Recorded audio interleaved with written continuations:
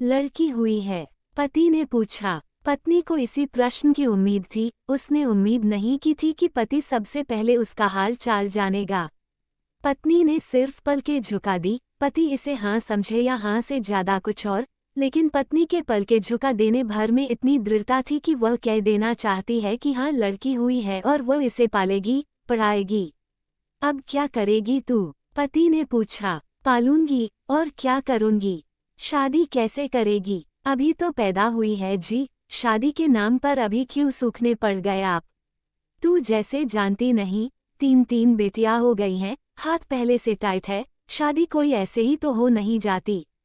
कहा था टेस्ट करा लेते हैं, लेकिन सरकार भी जीने नहीं देती साली। मन क्यों छोटा करते हैं जी आप? भगवान ने भेजी है, अपने आप करेगा इंतजाम, पत्नी ने दिलासा दिया।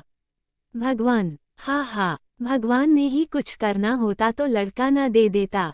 कुछ जीने का मकसद तो रहता। साले ने काम धंधे में भी ऐसी पनौती डाली है कि रोटी तक पूरी नहीं होती, ऊपर से 3 बेटियां और ये नंगा समाज। पत्नी प्रसव पीड़ा भूल गई थी। पति की पीड़ा उसे बड़ी लगने लगी एकाएक। उसने पति की झोली में बेटी डाल दी। कंधे पर हाथ रखकर रुंधे गले से बोली, गला घोंट देते हैं, अभी किसी को नहीं पता कि जिंदा हुई है या मरी हुई, दाई को मैं निबट लूंगी।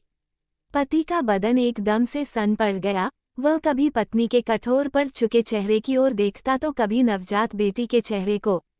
उसने एकाएक बेटी को सीने से लगा लिया। भीतर प्रकाश का बड़ा सूरज चमकने लगा।